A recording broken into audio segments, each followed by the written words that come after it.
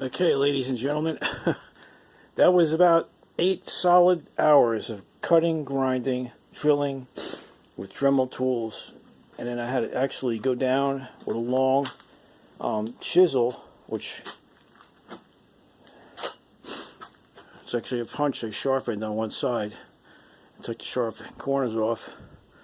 I had to go down, go down and drill holes and split this collar. And I just got it out now, just a minute ago. I had to spin it out, half of it to come out. And there's a piece left, the other remaining piece. You see the corrosion, salt water must have been in there and locked it. And even when I split the thing, it still wouldn't turn the threads. So there's no way in hell that thing was ever going to come out. So this is a S175, like a 2006. And I'll tell you, new cylinders, like I said, around 1,000, I think. There's aftermarket ones for like 600, would probably be 700 by the time you pay tax and get it here. But it took a day, so I ordered a new gland head, a new seal kit, cleaned it up. The chrome isn't scratched. Believe it or not, this chrome is so good quality. It's so hard that nothing touches it, but a grinder stone will. Don't use any kind of stone. Use the carbide, a cutter, like something like, where is it? This type of deal like I showed you.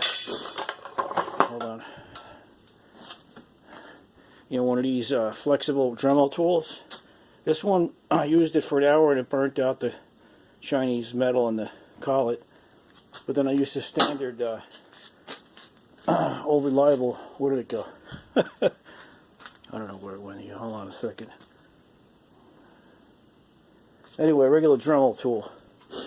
Where did he go? Here it is. Okay. One of these guys. Okay, and see that tiny carbide, the round burr? That can actually plunge, cut like a router right through aluminum. I mean, this thing cuts really good. You're limited by the depth because of the width of the tool. My other one has a high quality flex, but it's not here right now, so I use these two. Pretty much ruined that flex on that one. But this one's still, I did a lot with this one. And this one's still made here in America, believe it or not. Right from the 80s, but it's still good. So, but anyway, we got that gland off. If it was steel, I probably would have had to put it in a big lathe at the other shop. It won't fit in this lathe. This is a smaller lathe. If it was a steel one, I would have put it in a big chuck and a rest, and I would have used a boring bar, a carbide tip to bore it out of the hole. But usually steel ones don't do that. I guess the aluminum and everything got reacted. But anyway, that's pretty much it. So I'll post up one about the Bobcat when I get that done. I'll show you some new toys too I got here. Let's see.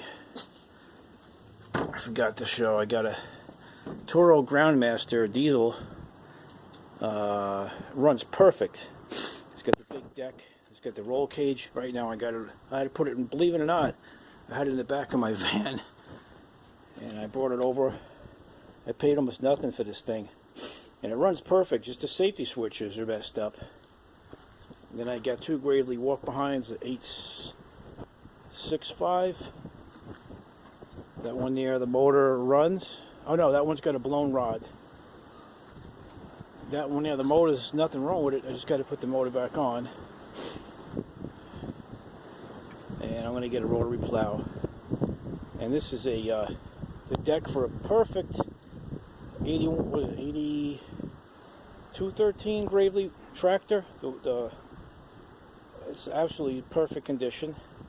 It was stored inside of a police barracks. And it's like wax on the paint, man. With a log splitter. But anyway, that's my welder, miller in there. And that's my rollback. The guy's supposed to come pick that up. I'm going to trade it for a Vermeer backhoe trencher unit with a diesel on it. And say I had all these extension pipes and wrenches on. And I must have had 10 foot. Would have come along. And I heated that cylinder with this torch till it was red and it did not move.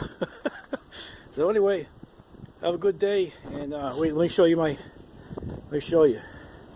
Wait, where is it? See the blood? That's from hitting the chisel and hammer probably 1,000 times to chop all that aluminum out. So I don't know why I broke it, but it was definitely a challenge. So, okay, have a good day. Bye, everyone.